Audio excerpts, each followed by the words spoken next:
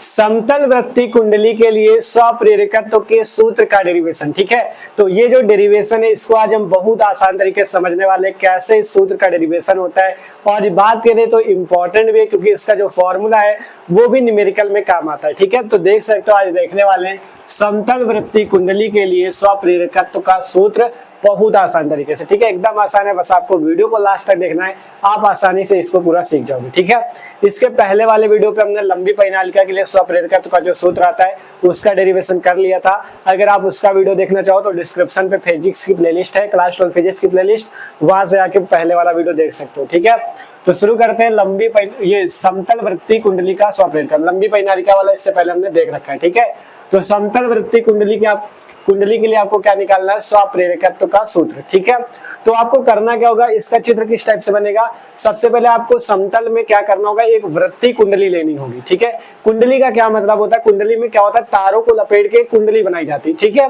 तो इस टाइप से मान लेते क्या है कि तार के कई सारे फेरे हैं जिनको लपेट के इस टाइप से एक वृत्ताकार कुंडली को बनाया गया। ठीक है, इस टाइप से हमने क्या बनाया, एक वृत्ताकार कुंडली को बना रखा है।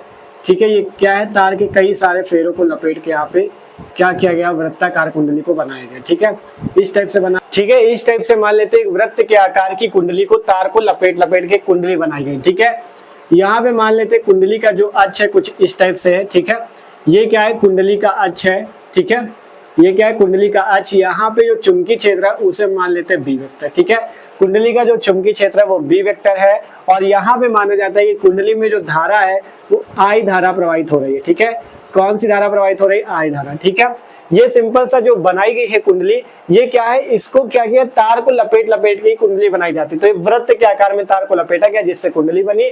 ये क्या है, इस कुंडली का अक्ष दर्शाया गया जिसपे कुंडली है। ठीक है, और ये इसका चुंबकीय क्षेत्र भी है। हमने माना यहाँ पे आई धारा प्रवाहित हो रही है और ये मान लेते हैं इस कुंडली का क्या है, केंद्र है। ठीक है, ये क्या है, कुंडली का केंद्र है। तो हमने यहाँ पे लिखा है माना आर त्रिज्या। मान लेते हैं इस कुंडली की जो त्रिज्या है, इस कुंडली की जो त्रिज्या है वो कितनी है, आर त्रिज्या है। ठीक है, इस कुंडली की जो त्रिज्या वो कितनी, आर त्रिज्या है और इसमें जो कुंडली में फेरों की संख्या है उसे हमने मान लिया एन। ठीक है, माना आर त्रिज्या व एन फेरों वाली कुंडली में आई धारा प्रवाहित हो रही है। ठीक है, माना आर त्रिज्या व एन फेरों वाली कुंडली में आई धारा प्रवाहित हो रही है। ठीक है, तो अब हमें निकालना है इस वृत्तीय कुंडली के कारण स्वप्रेरकत्व का सूत्र। स्वप्रेरकत्व क्या है, एल। ठीक है, और एल बराबर सूत्र क्या होता है, N phi B upon I. L बराबर सूत्र क्या होता है, N phi B upon I. तो अगर आपको एल के लिए सूत्र चाहिए तो सबसे पहले आपको यहाँ से फाई बी का मान निकालना होगा। फाई बी क्या है, चुंबकीय फ्लक्स। फाई बी निकल आएगा तो यहाँ पे रख के आप एल का मान निकाल लोगे और फाई बी निकालने के लिए फाई बी का सूत्र होता है बी इंटू ए। बी इंटू ए, बी क्या है, चुंबकीय क्षेत्र। तो इससे पहले फाई बी से पहले आपको चुंबकीय क्षेत्र बी निकालना होगा, इसलिए सबसे पहले हम चुंबकीय क्षेत्र बी निकालेंगे, फिर फाई बी निकालेंगे, फिर एल का मान आसानी से निकाल लेंगे। ठीक है, तो सबसे पहला काम इस कुंडली पे हम क्या निकालते हैं, चुंबकीय क्षेत्र। तो यहाँ से लिखते हैं इस वृत्तीय कुंडली के केंद्र पर चुंबकीय क्षेत्र। हम क्या निकालते हैं, इस वृत्तीय कुंडली के केंद्र पर चुंबकीय क्षेत्र। ठीक है, तो लिखते हैं वृत्तीय कुंडली के केंद्र पर चुंबकीय क्षेत्र। ठीक है, वृत्तीय कुंडली के केंद्र पर चुंबकीय क्षेत्र। वृत्तीय कुंडली के केंद्र पर चुंबकीय क्षेत्र की बात करें तो चुंबकीय क्षेत्र का जो यहाँ पे सूत्र होगा वो होगा म्यू नॉट आई अपॉन में 2r। ये सूत्र हमने कहाँ पे पढ़ा था, ये सूत्र हमने वृत्तीय कुंडली जब हमने गतिमान आवेश तथा चुंबकत्व वाले पे देख रहे थे, उसमें जो अक्ष के अनुदिश चुंबकीय क्षेत्र था उसके बाद हमने क्या निकलाया था, वृत्तीय कुंडली के कारण चुंबकीय क्षेत्र जिसका सूत्र था b बराबर म्यू नॉट आई अपॉन में 2r। यही सूत्र यहाँ पे लगेगा। ठीक है, यही सूत्र यहाँ पे लगेगा और जब फेरों की संख्या n होती है तो यहाँ पे i और i के साथ n भी लगा लेते हैं क्योंकि फेरों की संख्या जब n है तो n का भी गुणा कर लेते हैं। ठीक है, ऐसे तो mu not I upon 2r होता है, लेकिन जब फेरों की संख्या n हो तो n का भी गुणा कर लेना। तो b बराबर क्या हो गया, mu naught N I upon 2r।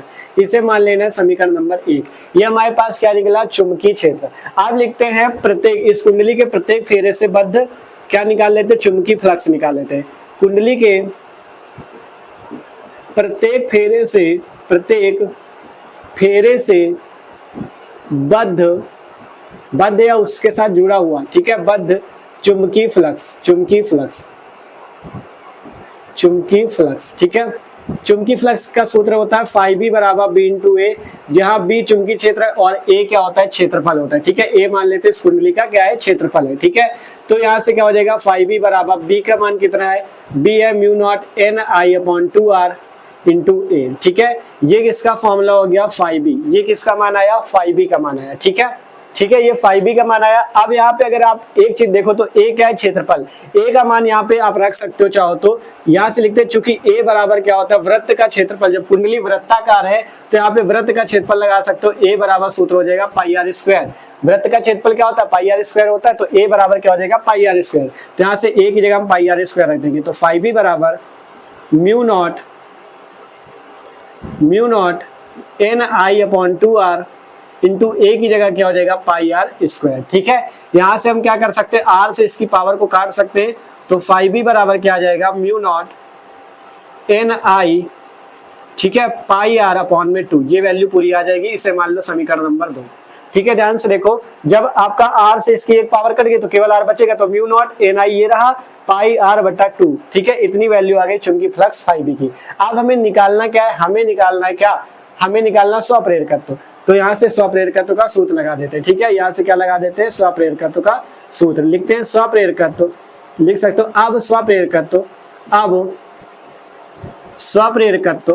क्योंकि स्वप्रेरकत्व निकालना है, तो अब स्वप्रेरकत्व एल बराबर क्या हो जाएगा, N phi B upon I.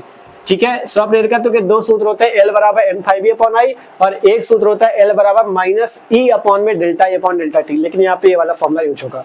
तो फाई बी की जो वैल्यू यहाँ पे रख दो, तो एल बराबर एन इंटू फाई बी की जगह कितनी वैल्यू, ये जो पूरी वैल्यू है ना, mu naught N I pi R upon में 2। ये किसकी वैल्यू देखो, mu naught N I pi R upon 2। ये पहले, ये किसकी वैल्यू है, फाई बी की, और यहाँ पे आई पहले से है, तो यहाँ पे आई पहले से भी रहेगा। ध्यान से देखो, एन और बट्टे में आई पहले से, ये वाला एन और ये वाला आई पहले से, और फाई बी की वैल्यू थी mu naught N I pi R बटा 2। जो फाई बी की वैल्यू थी वो यहाँ पे रख दी गई। ठीक है, अब यहाँ से देखोगे आई ऊपर भी है और आई नीचे भी है, तो आई से आई कैंसिल हो जाएगा, बचेगा क्या, एल बराबर यहाँ से एन का एन से गुणा, ये वाला एन भी 2 एन है ना, तो एन का एन से गुणा एन स्क्वायर, यहाँ पे म्यू नॉट और पाई आर अपॉन में 2। एल बराबर N square mu naught pi R upon 2। यही आपका समतल वृत्तीय कुंडली के लिए स्वप्रेरकत्व का सूत्र होता है। लिख सकते हो, यही समतल वृत्तीय कुंडली के लिए स्वप्रेरकत्व का सूत्र होता है। ठीक है, स्वप्रेरकत्व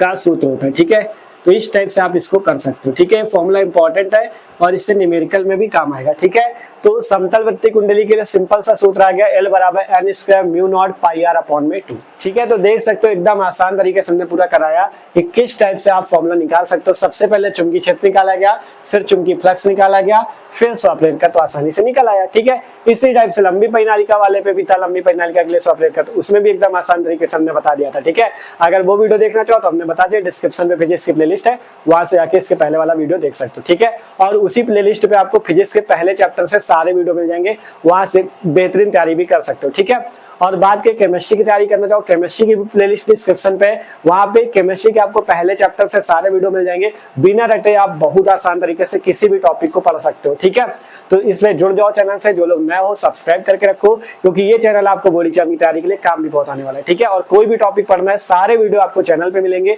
डिस्क्रिप्शन पे जो फिजिक्स और केमिस्ट्री की प्लेलिस्ट है, वहीं पे जाओगे, आपको सारे फिजिक्स और केमिस्ट्री दोनों के वीडियो मिल जाएंगे। ठीक है, तो मस्त तरीके से कर सकते हो। वीडियो अच्छा लगा लाइक कर लो, और कमेंट करके जरूर बताना वीडियो आपको कैसा लगा, समझ में आया कि नहीं समझ में आया, जिससे हमें भी पता चल सकेगा कि हमने समझाया आपको समझ में आया कि नहीं। ठीक है, तो मिलते हैं अगले वीडियो पे, और आप इस वीडियो को अपने दोस्तों के साथ भी जरूर शेयर करना, जिससे वो लोग भी चैनल से आके पढ़ाई कर सके। ठीक है, तो नोट कर लो इसे।